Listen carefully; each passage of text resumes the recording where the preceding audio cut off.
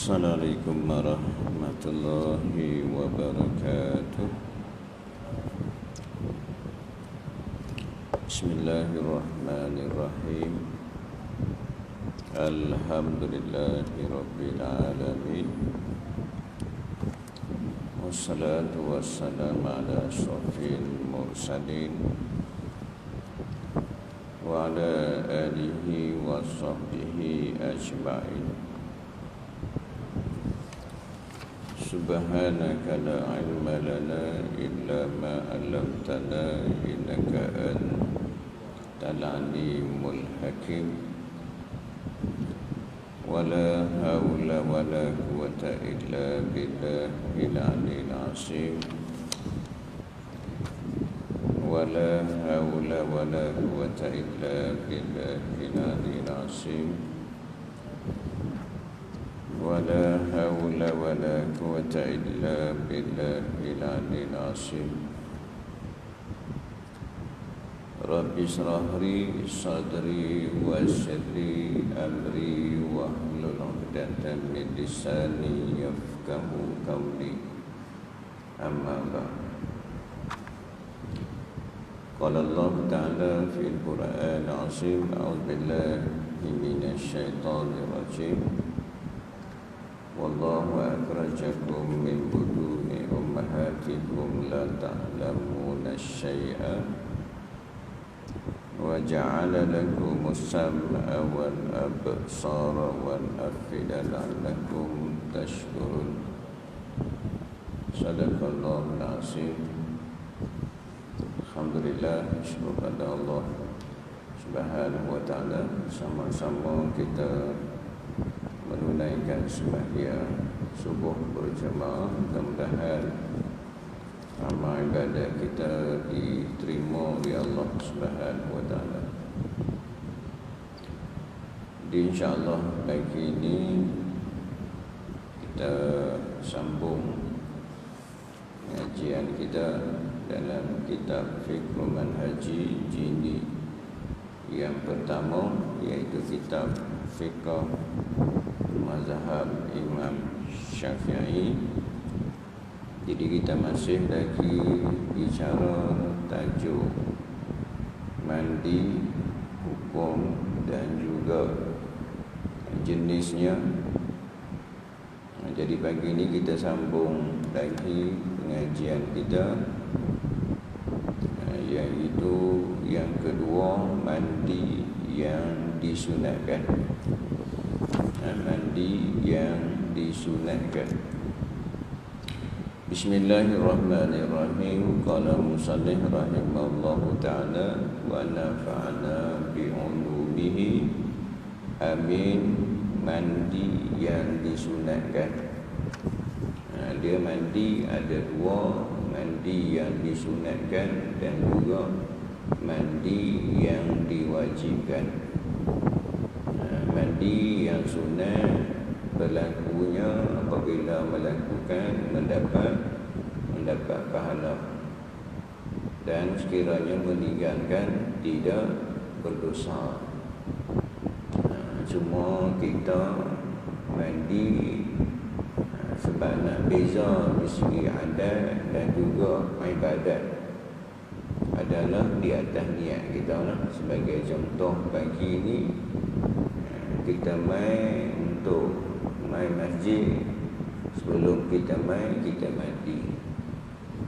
Memang kita bermandi sekurang-kurangnya, kita di Malaysia ni sekurang-kurangnya sehari sekali lah haji noh, mandi sehari. Jaranglah orang yang tak mandi. Tapi setengah-setengah tempat luar negeri tu kadang-kadang 2-3 hari baru mandi.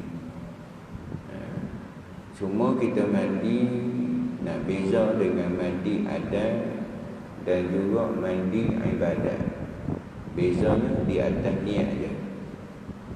Innamal a'malu binniyat.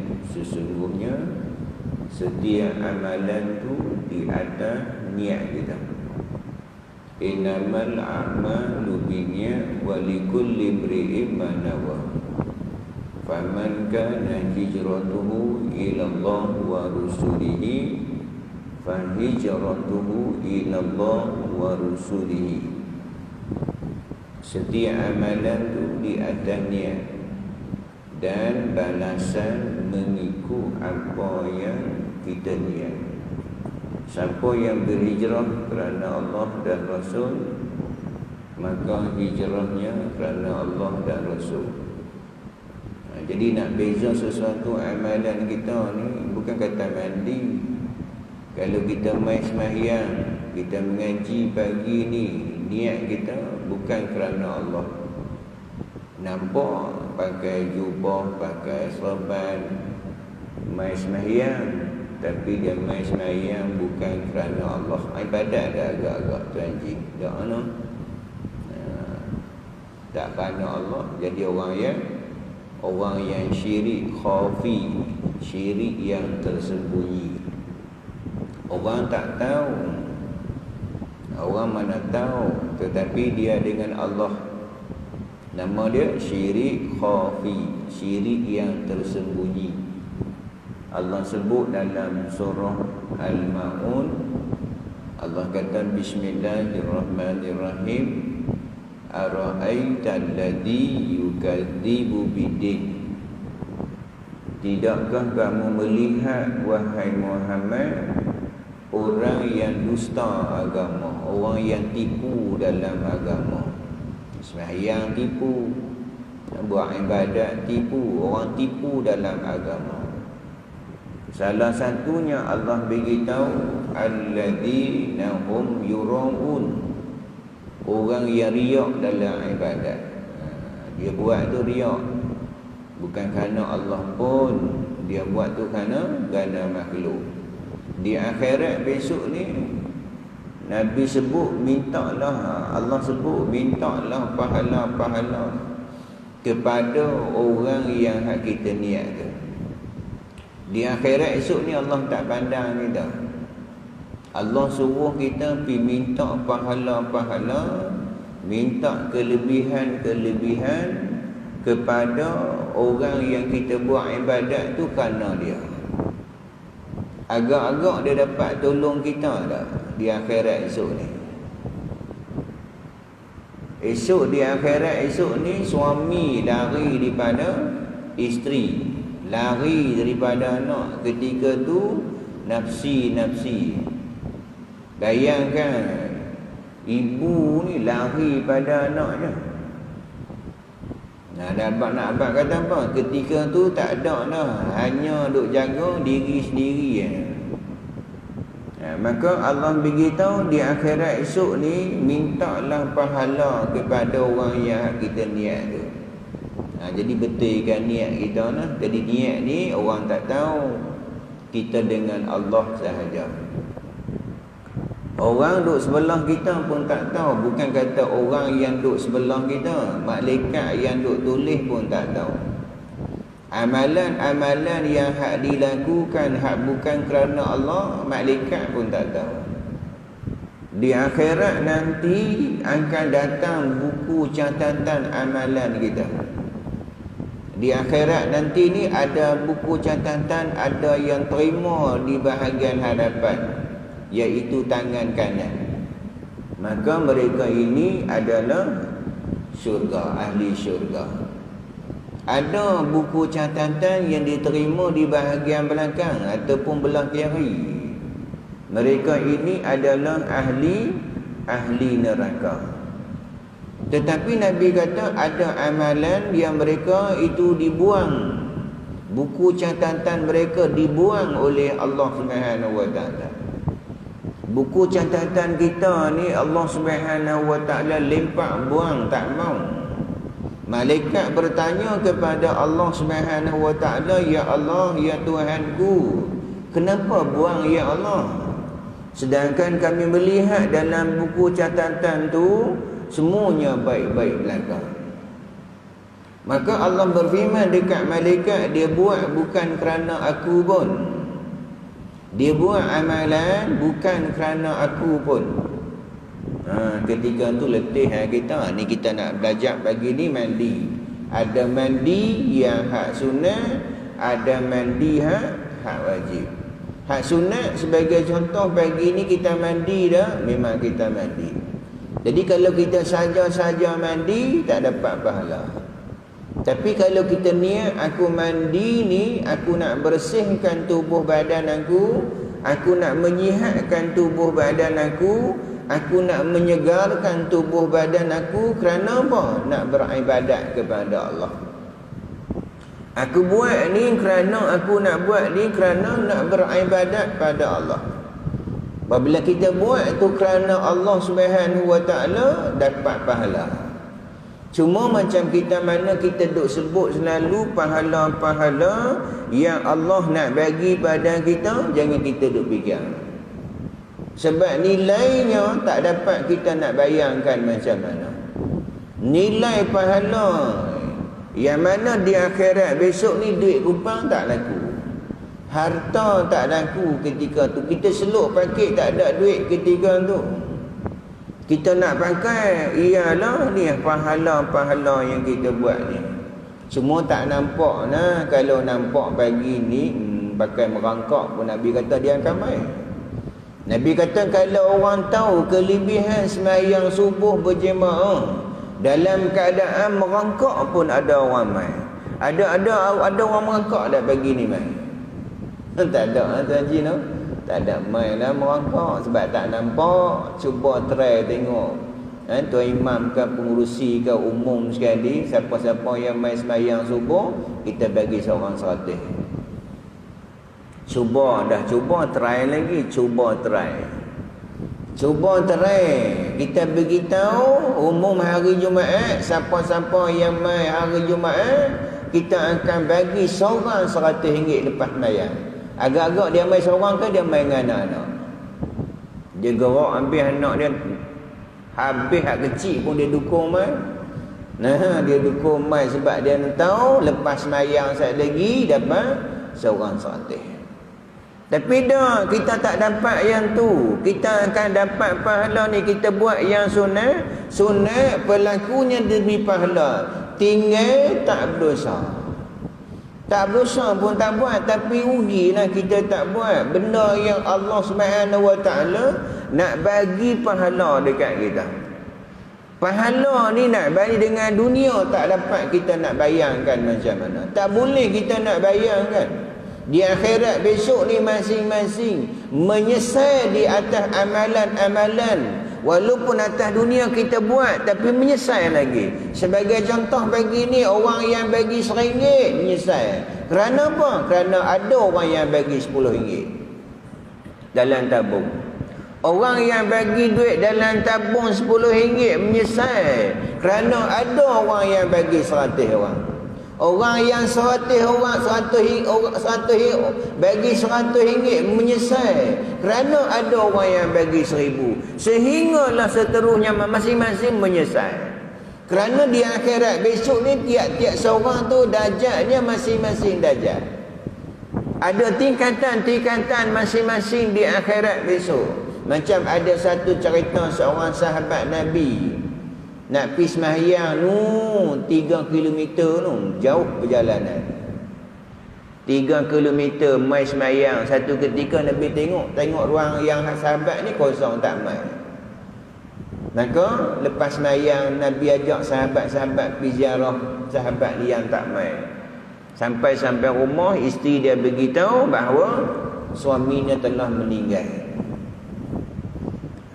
Isteri beritahu kepada Rasulullah sallallahu alaihi wasallam bahawa suaminya baru meninggal. Maka isteri dia tanya, wahai Rasulullah, sebelum dia meninggal dia mengucap sesuatu yang kami pun tak faham. Isteri suaminya sebelum meninggal dia mengucap suatu benda. Ucapan yang dia ucap tu kami pun tak tahu. Yang pertama dia kata jauh-jauh. Yang kedua dia kata baru-baru. Yang ketiga dia kata semua-semua.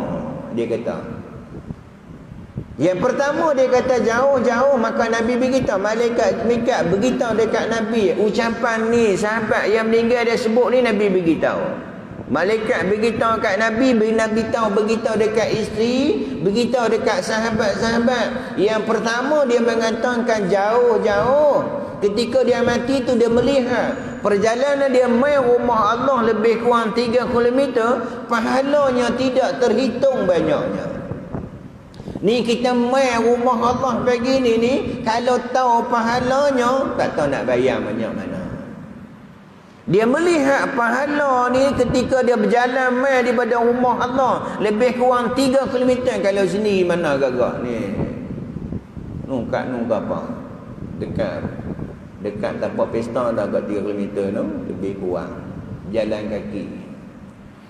Dia melihat ni ketika dia mati, dia melihat pahala-pahala dia berjalan mai rumah Allah Subhanahu Wa Taala, pahalanya tidak terhitung banyaknya. Dia kata alangkah baiknya kalaulah jauh daripada tu lagi. Lebih baik jauh daripada tu lagi. Apa pahala banyak. Yang kedua dia kata baru satu ketika dalam perjalanan dia pergi masjid tu dia pakai baju. Yang hak dalam baju baru, hak luar tu baju yang hak lama sikit dia pakai. Sejuk dia mai pakai baju lah. Satu hak dalam baju baru, hak luar baju lama. Dalam perjalanan tu dia melihat seorang pakcik ketika tu dia kesejukan, dia ambil yang lama dia sedekah kepada hak pakcik tadi ni, orang tua tadi ni. Ketika dia mati, Allah tunjuk pahala. Dia menginfakkan baju hak lama kepada pakcik yang tak ada baju ni, pahalanya tidak terhitung banyaknya. Dia mengatakan alangkah baiknya kalau dulu dia bagi hak baru. Bagi hak lama pun tak sangka dah pahala. Begitu juga yang ketiga, dia kata semua satu ketika dia tengah duk minum air dengan roti. Mai orang fakir, mai orang susah minta tak makan 2-3 hari dah. Dia pun ada sekeping roti Sekeping roti kalau kita tak semawa dah, kita seorang Mai orang miskin, orang fakir begitu tak makan 2-3 hari, maka dia bagi 2. Dia ambil sebelah, bagi orang miskin tu sebelah. Ketika dia mati, Allah tunjuk pahala dia menginfakkan sebahagian roti kepada orang yang fakir miskin, pahalanya tidak terhitung banyaknya. Dia kata apa? Alangkah baiknya kalau dulu dia bagi semua sekali.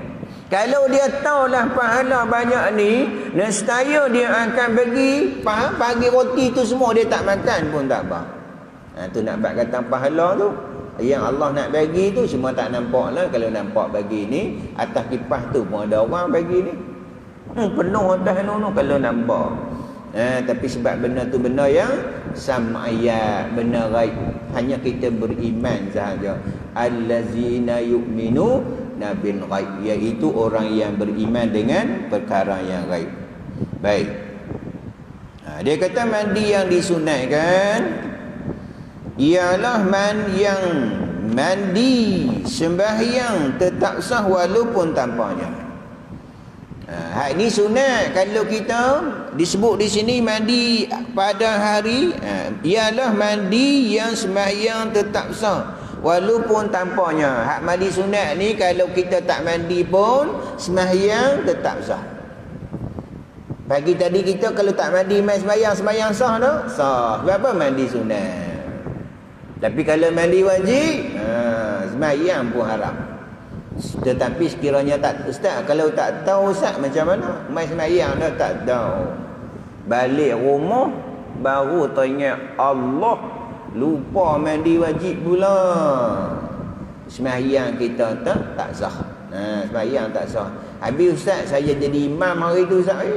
Ada kena pergi umum dekat masjid. Saya sekian hari bulan jadi imam, saya tak mandi wajib. Nak kena umum kan? Tak payah. Orang yang sembahyang tu sah, kita yang tak sah. Saya duduk main habak lah Tuan Haji tu. Main umum di atas mimbar pula. Hari Jumaat tu saya jadi imam, pakai tak ingat habak lah, kita tak sah. Tetapi sekiranya kita tahu duduk tengah-tengah sembahyang, baru tengok Allah hadas, tak mandi hadas besar, maka segera dia kena berhenti. Kalau sembahyang hukumnya haram, sembahyang hukumnya berdosa, berhenti. Kalau dia imam berhenti, orang yang duduk belakang ganti je untuk jadi imam. Tu orang yang duduk belakang tu imam, dia nak orang nombor 2. Ingat senang nak duduk belakang tu imam. Dia kena ganti apabila berlaku sesuatu pada imam, dia kena ganti. Kalau tak ganti, kita hak makmum ni kita kena niat mufarakah. Tu orang yang duduk belakang imam tu dia kena tahu macam mana dia nak ganti. Dia kata tetap sah. Contohnya kita tadi ni kecuali badan kita tak suci lainlah. Hilangkan najis pada pakaian, pada badan, pada tempat tu. Kalau badan kita najis tu kena suci. Sekiranya tak ada najis, kalau tak mandi pun tidak mengapa, tetap sah sembahyang kita, kerana mandi itu sunat saja. Tapi mandilah, jangan tak mandilah. Nak main sembahyang, mandi. Cuma ada hari-hari yang tertentu, itu hak dituntut sangat untuk kita mandilah. Nanti kita akan bicara. Tetapi syarak menghukumkan sunat kerana mengambil kira banyak perkara, sebagaimana yang akan dijelaskan nantilah bab lain. Yang pertama, mandi yang disunatkan ialah mandi pada hari Jumaat. Ini sunat. Mandi pada hari Jumaat. Kenapa sunat? Habis ustaz, kami orang perempuan ustaz. Mana ada pergi sembahyang Jumaat? Boleh mandi tak? Boleh, orang perempuan pun boleh juga. Walaupun dia tak mai sembahyang Jumaat, boleh dia mandi. Niat mandi pada hari Jumaat. Ni orang perempuan pun boleh mandi juga.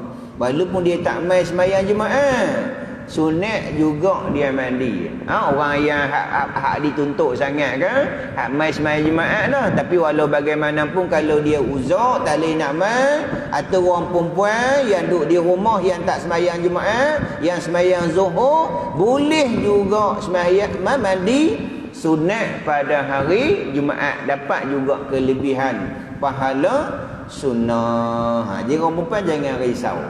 Depa orang perempuan pun boleh mandi sunat pada hari Jumaat. Walaupun tak mai sembahyang, boleh mandi. Niat, cuma niatlah. Sahaja aku mandi sunat pada hari Jumaat kerana Allah Ta'ala. Sahaja. Itu lafaz niat dalam hati lah, lintas dalam hati.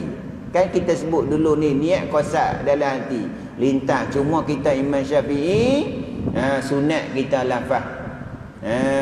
Sunat kita lafaz sahaja aku mandi sunat pada hari Jumaat kerana Allah Ta'ala. Mandi ambil seketika air buh tang kepala tu, niat dah mandi sunat kerana Allah dapat pahala ganjaran daripada Allah Subhanahu wa Ta'ala. Baik. Disunatkan mandi pada hari Jumaat bagi orang yang ingin menghadiri sembahyang Jumaat, sekalipun sembahyang Jumaat tersebut tidak diwajibkan ke atasnya seperti orang musafir. Orang musafir, semua yang kata kita akan bicara lah musafir yang macam mana. Musafir yang keluar sebelum masuk waktu subuh. Dia nak musafir. Syarat musafir, dia kena keluar sebelum sembahyang subuh. Tapi kalau dia keluar lepas sembahyang subuh, maka dia kena berhenti sembahyang Jumaat juga. Tapi kalau dia musafir sebelum subuh, dia boleh pilih sama ada dia nak satgi sembahyang Zuhur, qasar sembahyang Zuhur. Tapi kalau dia sembahyang lagi baguslah. Contohnya dia nak musafir. Kalau dia musafir lepas subuh, maka dia wajib kena sembahyang Jumaat, kena berhentilah. Kalau tengok musafir kita lah, musafir tujuan yang baik, nak pergi ke Nuri dan sebagainya itu melebihi daripada 2 marhala, dia keluar tu sebelum sembahyang subuh, maka dia boleh ganti dengan sembahyang Zuhur musafir. Boleh juga walaupun dia tak sembahyang Jumaat, dia sembahyang Zuhur kerana musafir, maka boleh juga dia niat mandi sunat pada hari Jumaat. Atau perempuan dan juga kanak-kanak. Atau orang musafir dan perempuan dan juga kanak-kanak. Boleh orang perempuan di rumah ataupun kanak-kanak yang tak mai sembahyang Jumaat, boleh juga niat dapat pahala. Dia orang perempuan boleh start dah pada hari Jumaat ni, boleh dah mula. Nak sembahyang Zuhur tu niat mandi sunat pada hari Jumaat, dapat ganjaran pahala daripada Allah Subhanahu wa taala. Buat jangan kita tak buat, rugi kita tak buat. Allah Subhanahu wa taala nak bagi ganjaran pahala yang begitu sangat. Hak sunat-sunat kita jangan buat. Jangan kita tinggal. Kenapa? Hak sunat-sunat itulah yang memperelokkan amalan-amalan kita. Tuan-tuan, rugi kalau kita tak buat hak sunat ni. Sebab apa? Sebab hak rukun-rukun, hak fardu-fardu ni, itu hak benda yang modal kita. Kalau kita berniaga, hak 100 tu modal kita. Kita nak untung tak berniaga? Kita nak untung, maka kita nak untung, lakukan amalan-amalan yang sunat. Terutama hak kita mengaji pagi ni ialah mandi sunat. Cuma hak kita sebut sebelum ni mandi sunat, ni hak dikhususkan hari Jumaat, hari dua hari raya. Hak kita sebut sebelum ni hak tak dikhususkan. Mandi biasa pun kita niat. Contohnya pagi tadi ni bukan hari ni, bukan hari Jumaat. Hari ni hari Ahad. Kita nak bangkit tadi ni, kita nak semayang tadi ni, kita bangkit tadi nak mandi dah, nak mandi. Niat juga. Aku mandi kerana aku nak beribadat kepada Allah. Dapat pahala dah? Dapat pahala. Insya-Allah dapat pahala. Sesuatu yang kita buat dengan Allah, dengan nama Allah, insya-Allah dapat pahala. Pakai baju kerana Allah, pakai kasut kerana Allah, semuanya kerana Allah. Sebab kita dalam sembahyang 5 waktu disunatkan, termasuk dalam sunat hai'ah, duk peringat diri kita, duk ketuk diri kita ni hari-hari, duk peringat ni, inna salati wa nusuki wa mahyaya wa mamati lillahi rabbil alamin. Sembahyangku, ibadatku, hidupku, matiku kerana Allah Subhanahu wa taala. Ibadat ni umum, kita kerja ibadat dah, ibadat. Makan ibadat. Kan makan, Nabi kata ikut badat makan, tangan kanan dapat pahala. Mulakan dengan bismillah. Bismillah tu hak sahih. Hak kita baca Allahumma ba tu hak tu hadis yang disebut dengan hadis apa? Hadis doa. Boleh untuk amalan kita. Boleh beramal, jangan yang kata tak boleh amal lah, boleh amal. Cuma yang sahihnya ketika nak makan sebutlah dengan nama Allah. Tapi hak kita baca Allahumma barik lana fi ma razaqana boleh tak? Boleh. Boleh, semua dia hadis doa, boleh untuk kita beramal. Untuk beramal insya-Allah boleh buat. Boleh. Doa ni doa umum, bukan hanya makan saja. Berkat maksudnya rezeki ni umum. Kalau kita minta Allahumma barikna fi ma razaqtana, tu rezeki tu bukan makan saja, bukan duit saja rezeki. Allah bagi sihat rezeki, Allah bagi masa yang baik rezeki, Allah bagi anak-anak yang baik rezeki. Boleh doa, bukan kata ni saja. Boleh doa umum, doa ni Allahumma barik lana fi ma razaqtana wa qina azabana. Ni bukan hanya kita nak makan saja. Apa kerja yang kita buat, kita nak Allah Subhanahu taala kurniakan kita rezeki yang baik-baik, rezeki yang diberkati. Rezeki maksud ni mungkin rezeki tu mungkin masa-masa yang berkat. Contoh pagi ni dalam ramai-ramai Allah pilih kita. Dalam ribu-ribu orang kita ni pagi ni Allah pilih kita rezeki nak. Bukan senang. Selalu saya duk sebut bukan senang nak dapat pilihan Allah Subhanahu wa taala. Bukan senang tuan-tuan. Bukan senang nak dapat pilihan Allah Subhanahu wa taala. Bukan senang tuan-tuan. Macam saya pagi ni lah ikut-ikut, bukan hari ni kuliah saya. Kuliah malam, pagi tak pernah kuliah. Tapi sebab rezeki saya pagi ni di sini sama juga dengan tuan-tuan. Memang rezeki Allah Subhanahu taala kan anugerah pada kita. Rezeki yang baik tak mestinya harta, tak mestinya kedudukan. Rezeki tu mungkin masa yang baik, anak yang baik, keluarga yang baik, isteri yang baik, suami yang baik. Itu rezeki yang Allah Subhanahu wa taala bagi pada kita. Maka bersyukur di atas kurniaan nikmat masa yang rezeki masa yang Allah bagi pada kita. Syukur pada Allah sekurang-kurangnya. Alhamdulillah. Sekurang-kurangnya itu pun tak apa dah. Alhamdulillah. Nabi sebut orang yang dapat rezeki, dia mengucap Alhamdulillah, pahalanya memenuhi mizan Allah Subhanahu Wa Taala. Banyak tak mizan? Besar tak mizan Allah? Besar. Tak tahulah nak abang macam mana. Buat sikit saja. Lafaznya subhanallah. Tambah lagi subhanallah wa bihamdihi. Subhanallahil azim, memenuhi dua mizan Allah Taala. Banyak dah? Banyak. Pahala buat sedikit sahaja, pahala banyak. Sama jugalah Nabi ketika Nabi keluar daripada rumah Nabi mai sembahyang, tengok isterinya Jawariyah duk beribadat pada Allah.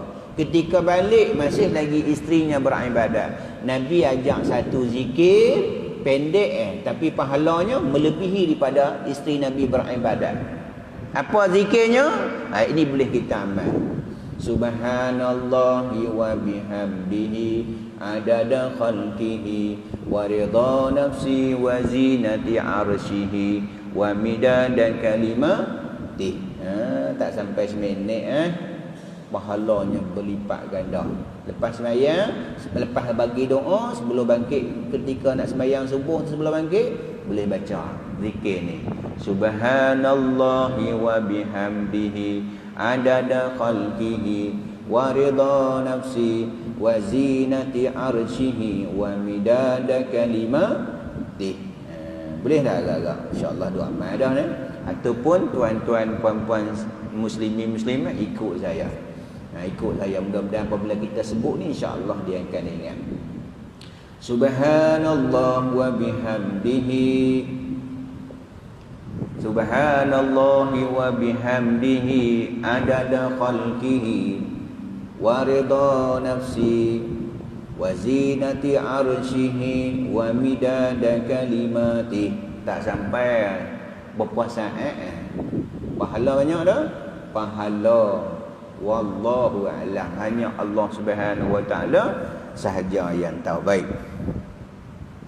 Dia kata sekalipun seperti orang musafir ataupun sampai berapa tu lagi? Boleh? Boleh lagi? InsyaAllah nah. Orang musafir atau perempuan dan kanak-kanak. Setengah ulama berpendapat disunatkan mandi pada setiap orang, sama ada ia menghadiri sembahyang Jumaat ataupun tidak. Boleh nak sembahyang, hak mai pun itu lagi tuntutlah. Hak mai sembahyang Jumaat tu, hak tu lagi tuntutlah untuk mandi. Tapi kalau dia tak mai sembahyang Jumaat sekalipun, yang tadi kita sebut tadi ni, musafir ke, kanak-kanak ke, orang perempuan ke, boleh sebagai contoh lah. Masjid kita bukan boleh masuk semua. Ada hak-hak tertentu sahaja. Penjarakan, contohnya kalau sebelum ni 1,000, mungkinlah 500. Yang hak 500 lagi, boleh ketika dia nak sembahyang zuhur saat lagi ni, boleh dia niat mandi sunat hari Jumaat. Walaupun dia tak mai sembahyang Jumaat. Niat mandi sahaja, aku mandi sunat pada hari Jumaat kerana Allah Subhanahu Wa Taala dapat pahala. Maka sepakat ulama berdapat disunatkan mandi pada setiap orang, sama ada ia menghadiri sembahyang Jumaat ataupun tidak. Lihat tajuk syarat dibincangkan sebelum ni. Kita sebut sebelum ni lah. Maksudnya dia giah mualah mandi, niat asalkan niat. Kita sebut ni hak mandi umum sebelum ni. Niatlah, bukan hari Jumaat. Contohnya hari ni hari mandi, niat apa? Nak bersihkan tubuh badan, nak menyegar tubuh badan, nak menghilang kotoran-kotoran, maka dapat pahala. Baik. Dalil bagi perkara ini disunatkan mandi pada hari Jumaat, sabda Nabi sallallahu alaihi wasallam di riwayat Bukhari dan Muslim, iza arada ahdukum an ya'tiyal jum'ata falyaghtasil. Apabila seseorang kamu ingin menghadiri sembahyang Jumaat, maka hendaklah dia mandi. Hak perintah Nabi ni perintah sunat. Perintah sunat. Perintah dalam hadis sebut ialah dengan makna sunat, berdasar kepada dalil yang lain, iaitu sabda Nabi sallallahu alaihi wasallam di riwayat Tirmizi, man tawaddaa yaumal jum'ati fabiha wa ni'mas wa man igtasala fal ghuslu afdal. Sesiapa yang berwuduk pada hari Jumaat, maka ia telah beramal dengan sunnah yang merupakan sebaik-baik perkara, dan siapa yang mandi maka itu lebih baik. Lebih afdal lah. Maksudnya dia lebih afdal, lebih baik, maksudnya bukan dia wajib lah, lebih baik afdal. Maksudnya dia boleh pilih lah, kalau dia buat dapat pahala, kalau dia tak buat tak besar pun. Tapi dia bukan wajib lah. Kalau ikut hadis atas ni macam wajib, tapi dia adalah sunat. Berdalil dengan hak afdal ni lah, macam kita sebut lah, kalau bagi Imam Hanafi sembahyang jemaah adalah wajib. Dalil apa? Dalil daripada Ibnu Maktum ketika mai jumpa Nabi. Ibnu Maktum ni buta. Ya Rasulullah, saya ni buta Rasulullah, boleh tak saya sembahyang di rumah? Nabi tanya dia, kamu dengar ada azan? Ibnu Maktum kata dengar. Rasulullah kata, sembahyanglah di mana azan dilaungkan. Tu bagi Imam Hanafi sembahyang jemaah ni adalah wajib. Kita Imam Syafi'i fardu kifayah. Dalilnya as-salatul jamaah afdal. Afdal tadi ni ataupun tafdal. As-salatul jamaah afdal min salatil fardhi wa sab'i wa ishruna darajah. Sembahyang berjemaah lebih baik daripada sembahyang seorang diri 27 darjat. Lebih baik. Orang sembahyang rumah dapat 1, kita mai sembahyang jemaah dapat 27 darjat. Bukan 27,000. 27 darjat. Ada riwayat kata 25 darjat. Sahabat tanya Rasulullah, di antara 1 darjat dengan 1 darjat tu banyak mana? Nabi sebut di antara 1 darjat dengan 1 darjat tu di antara langit dan bumi. Boleh bayang tak tuan-tuan puan-puan? Banyak no. Buatlah tuan-tuan. Ini pun samalah afdal. Maksudnya mandilah, jangan tak mandi. Bukan dia wajib, dia adalah sunat. Baik. Sikit lagi nak, habis sikitlah. Waktu mandi hari Jumaat ketika terbit fajar. Kalau hari Jumaat tu terbit fajar sahaja, masuk waktu subuh, hak sembahyang subuh tu boleh niat dah. Itu hak bermula waktu, tempoh waktu lah. Setiap masuk iaitu fajar sadiq. Fajar ada 2, satu fajar kazib, satu fajar sadiq. Sadiq mana apa? Benar. Kazib tipu. Kadang-kadang hak pagi-pagi naik tu hak yang cerah nampak tinggi, dia pacak yang tu, itu fajar kazib. Fajar dusta, tipu. Itu tipu. Yang hak betulnya ni fajar sadiq, fajar benar. Sadiq maknanya benar lah, fajar benar tu. Hak masuk waktu subuh tu, maka boleh mandi dah. Jadi waktu subuh hari Jumaat tu boleh mandi, niat dah. Iaitu tempoh bermula daripada waktu subuh terbit fajar. Dia kata waktu fajar.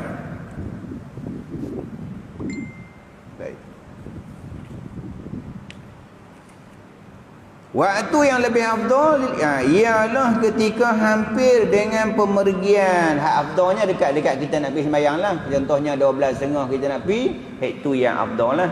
Kerana apa? Hak tujuan madamat kita nak pergi sembahyang Jumaat. Apabila kita bersih ni, badan kita sihat, badan kita akan wasa, wangi, bersih dan sebagainya. Itu yang hak dituntut. Itu hak afdal lah. Dekat-dekat kita nak pergi sembahyang Jumaat.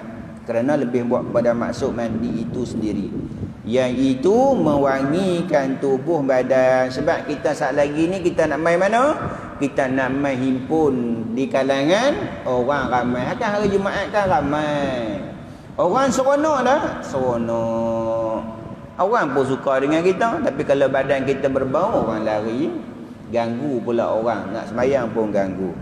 Menghilangkan peluh serta bau yang busuk ini kerana Islam menghukumkan sunat mandi pada hari Jumaat ialah disebabkan perhimpunan orang ramai yang akan berlaku pada hari Jumaat. Ia bertujuan supaya sebahagian daripada mereka tidak menyakiti yang lain. Kalau orang ingat pun kita marah, no? Bayangkan contoh ni, kita lepas mayang macam tadi ni, lepas zikir diam. Kenapa diam? Kerana takut-takut ganggu orang lain beribadat. Kalau yang kata bercakap berzikir pun dilarang. Nabi larang sahabat-sahabat ketika mana menguatkan suara ketika baca Quran dan nama Allah ke apa? Ada sebahagian-bahagian sahabat yang lain sembahyang.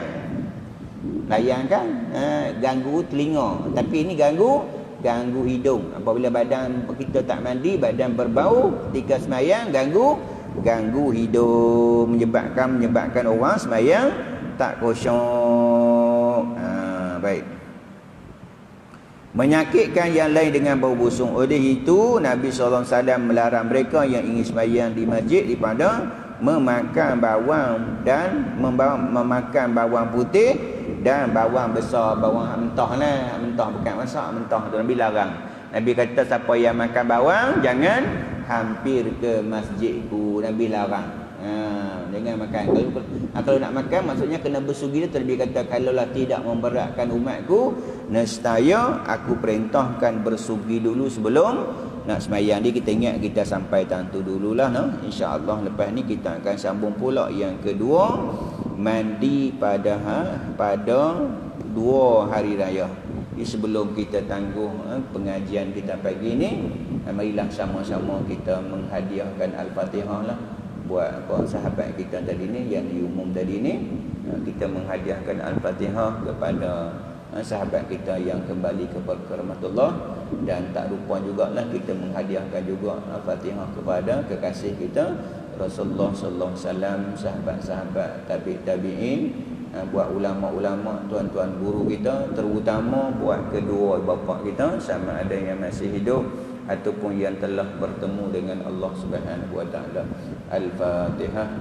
A'udzubillahi minasyaitonir rajim.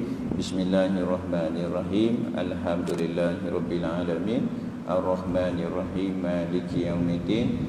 Iyyaka na'budu wa iyyaka nasta'in. Ihdinas siratal mustaqim.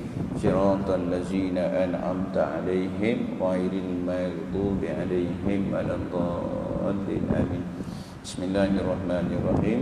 Alhamdulillahirabbil alamin. Wassalatu wassalamu ala asyrafil mursalin wa ala alihi wa sahbihi ajma'in. Allahumma faqihna fid din wa 'allimna ta'wil wahdina ila siratikal mustaqim.